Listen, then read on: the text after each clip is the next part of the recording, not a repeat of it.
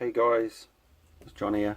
Right, I've just subbed to Andy's Vinyl Den, and because I'd seen it mentioned on Vintage Wines channel, that's Mike, I think.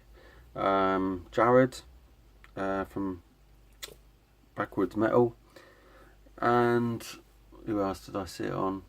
I think it was on Cloudy Milder. So check out their channels as well. Really cool. Right, it's Andy's Vinyl Den's 200 subs contest, and you got to give me 10 perfect albums apparently. So I've had to choose 10 perfect albums.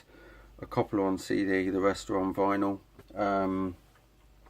because I don't have them, and I really did struggle with this. This was, like, I'm sure like most of you out there, to pick just 10 out of thousands is just, it's pretty hard. So I thought about it a lot. Some of my albums are not necessarily my favourite all-time ones, because some of them have got a few tracks that I don't like on. But like Mike from Vintage Wine said, you want it so you don't skip the tracks if you're playing at any time. So yeah, rightio, here we go. No particular order, but what I'm going to do is first I'm going to show you the albums that didn't make it, just didn't make it, and I would love to have put them in, but they just didn't. They had like the one track on it that was like, oh god no. And one of them, I am regretting this actually. I'm just a bit like, I should put this in, but no, I can't. Right, and this is because it's got one song on it that I don't like, and it's Iron Maiden, and it's Somewhere in Time, and the song I don't like on this is Deja Vu. I'm not too keen on Alexander the Great. I know there's people out there that love that song, but all the other tracks are just killer. Absolutely brilliant. That is one of, well, that and Number of the Beast would be my favourite Iron Maiden albums, other than the live album, Live After Death. But yeah, I love this. Really cool. If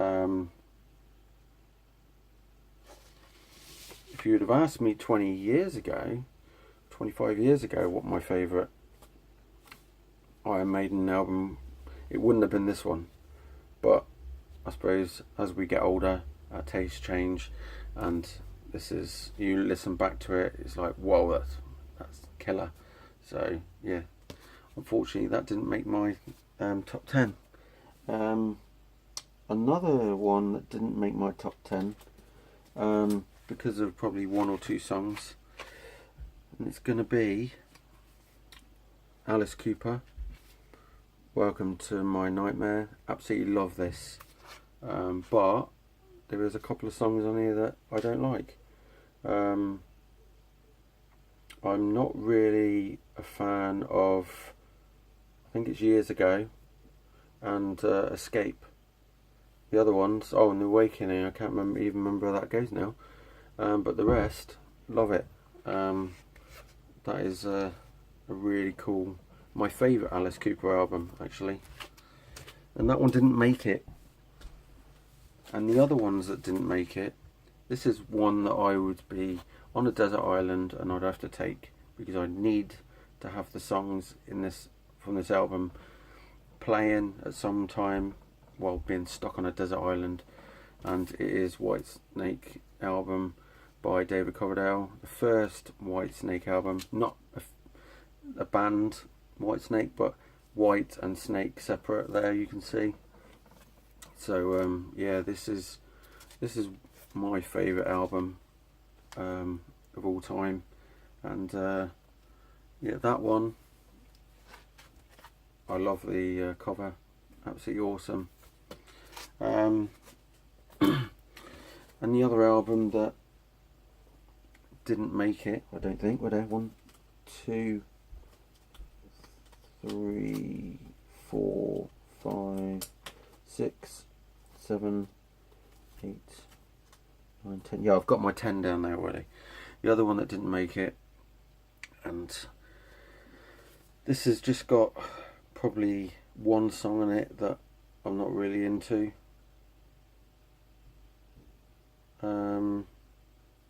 And it would be, oh God, Outlaw, and it's off of Love Hunter. And if everybody knows me, I love this artwork, I love this album. This is one of my top albums I love, but just because of that one song, Outlaw, I cannot put it in the top 10. Right, top 10 time. Let's get some, don't know why it's so dark in here today. Right, here we go. Right, no particular order. My top 10 is going to be, or 10 perfect albums. Skid Row, the first album, absolutely killer. Every single track on here I love to bits. This is actually the first vinyl record I ever bought on LP, and this is, you know, Sebastian Bach on this is just, I love every single song on this, and absolutely killer. And I actually, the next album would be very close to this, which is oh, why can't I remember it now? But yeah, the second album by Skid Row, Slave to the Grind, is that it? It's got Slave to the Grind on it. That would be very close to this one, but I can't put it in my top 10 because it's probably got one song on it I don't like. Right, next one is going to be a David Coverdale album, and this has got songs all the way through that I don't get bored of and I love, and it's North Winds, and I love that album, absolutely killer. Came out in 1978, and really, really cool, absolutely amazing. See that, just that silhouette or David there, but yeah, I love that, absolutely love that. Right, next one, I think I've got too many here. So I was going to show 2 CDs. Yeah, I have got too many. Right, this is as I go now. Right, this one is this is far out there. This is like one of my all-time favourites, and it is Queensryche, and it's The Warning. And this, oh, I love the band Queensryche, especially with Jeff Tate. Up until, I'd say, the last great stuff was Promised Land, and everything before that is absolutely killer. So yeah, this is The Warning. This is their first proper album, because their first one was Queensryche, but it was an EP at first. So yeah, there we go, from 1984, The Warning. All the tracks on there are absolutely killer. Roads to Madness, that's just like pure awesome. Take Hold of the Flame, NM156, that is just, oh, all the songs on there are just killer. I love it all. So The Warning by Queensryche. They're going to go on to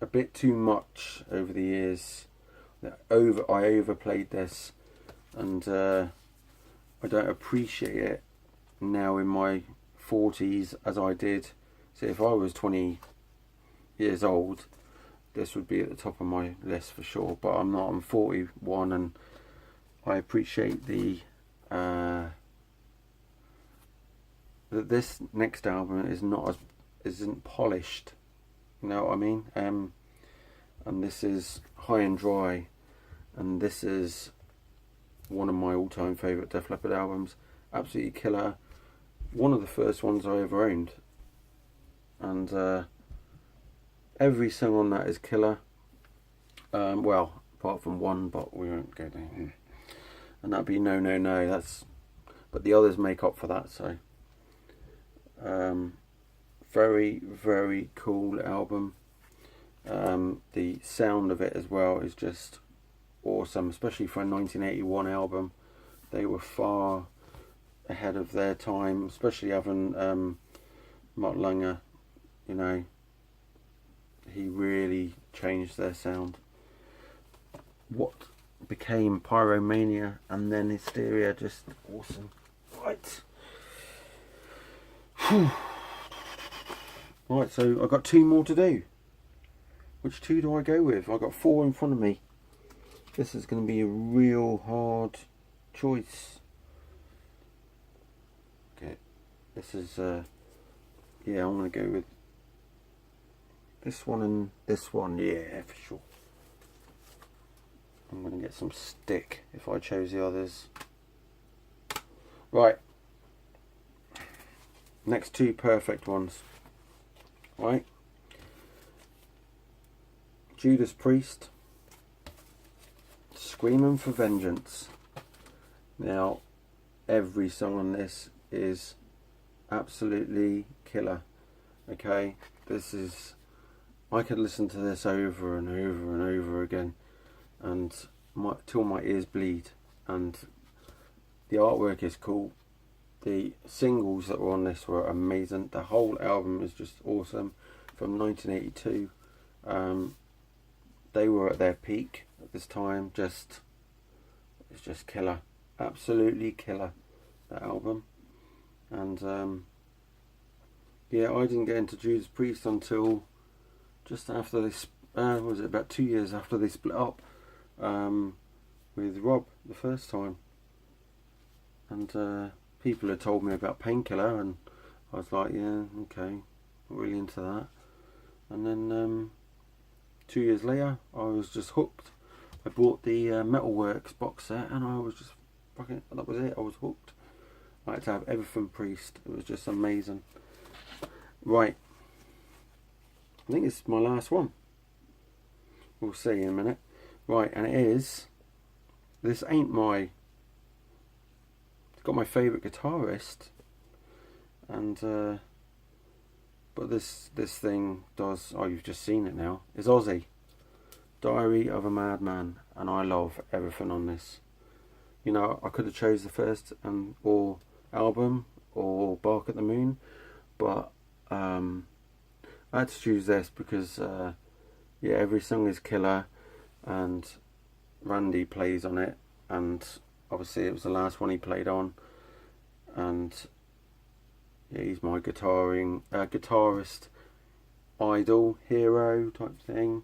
Just, you know, first album's awesome as well, and so is the one with Jay Healy and with Bark at the Moon. I love that as well, but it was between Bark at the Moon, the first album, or this, and I could have put all 3 in, but I had to choose something different. So yeah, Diary of the Madman.